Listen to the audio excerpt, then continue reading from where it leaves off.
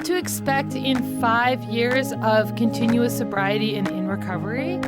Year 1 is learn how to put recovery first. Learning, feeling reactive phase.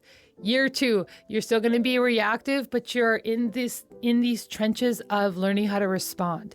Year 3, expect some emotional, psychological stability. Like, what are my thoughts doing? What are my feelings doing? And then how do I respond to my life?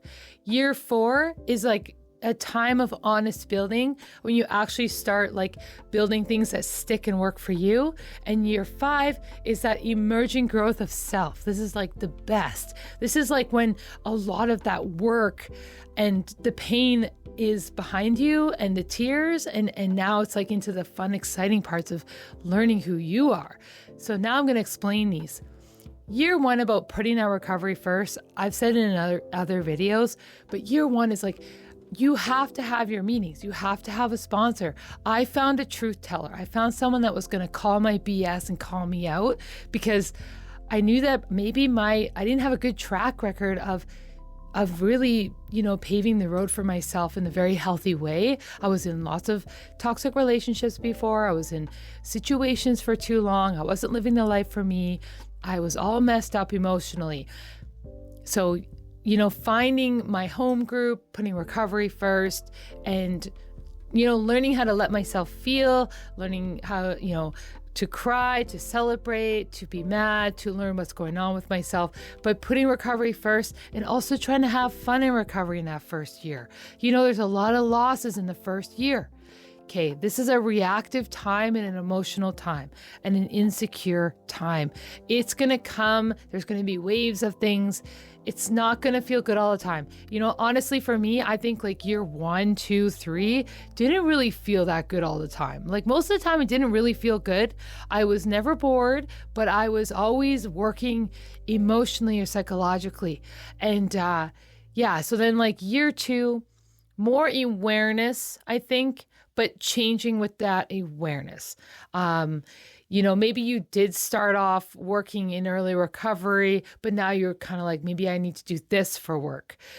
Maybe I need to maybe this relationship or friend that I'm with that isn't really the best for me. Like you're transitioning out of your alcoholic life to your sober life. So lots of rearranging and changing in this phase, cleaning up the wreckage still. Like year 1 and 2, I just find like reactive, cleaning up the wreckage, messes. It takes time. You have time. It doesn't have to be done all at once. That could make you relapse. Year 3 is you're starting to actually get grounded and getting a grip and actually responding to your life, responding to people, places, and things. And year 4, with now becoming emotionally regulated, emotionally available, with becoming responsive, with having your recovery first, your good foundation, you are actually starting to build things that you like and want for you that are sticking. And then I think with that good foundation of all that work, like now you got all the garbage out, and now you're not living an emotional life where you're making all your decisions out of your emotions. And you have like a good network and structure and consistent meetings and better, healthier friends. And then now you're in like your year 5, you're like, it's time to celebrate and grow, and you become you. You start, now you're not so much of a people pleaser. Now you have courage. Now you have self-esteem, trust with yourself. Now you are, putting your energy in the right places, controlling the things that you can control, which is just you. And it takes a long time to figure that out, that you can't control people, places, and things.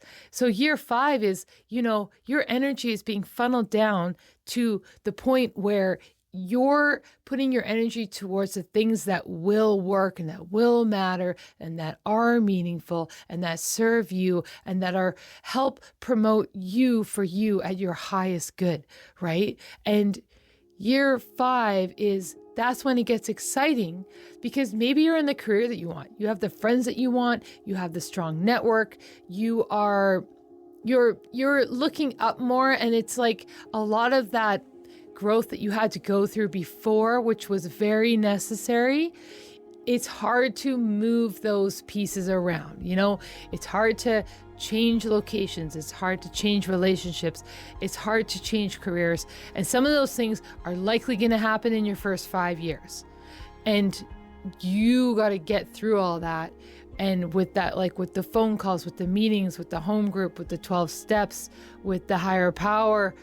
And when you use all that and you have that for your foundation, because if you don't have a good foundation of self, everything you build on top of that, it will fall away because it wasn't honestly built.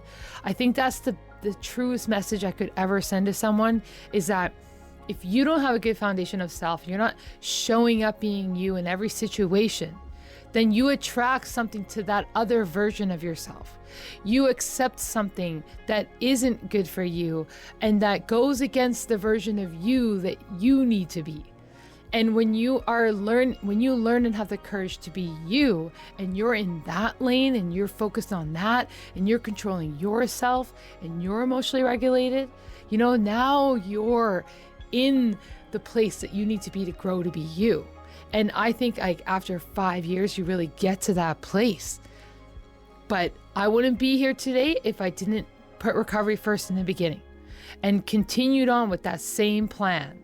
I wouldn't be here if I didn't go through all that reactive time learning, why am I reacting this way? Why do I feel this way? Why am I hurt? Why is it painful? Why am I still suffering? Why isn't this working out? Exhausting, right? But then in year 3, I started to understand, like, all those reactions were telling me something. All that pain was telling me something. And I started to respond to it appropriately and then make changes slowly to better fit me. And then I got out of that reactive phase. I learned from my emotions. I learned how to tame my emotions and what they're doing. And I learned how to feel. And it takes practice to learn how to feel, because as an alcoholic, I wasn't feeling because I was drinking. And then I went from drinking to a relationship addiction. And so I had to peel away each addiction over the years. I had to come off medications. I had to, take things out of my life that weren't good for me and then start putting healthy things in. And then I started to get a grip and respond to my life in year 3. But then 4, I am like actually doing things I want to do, working where I want to work, being around who I want to be around, and not feeling guilty for any of it.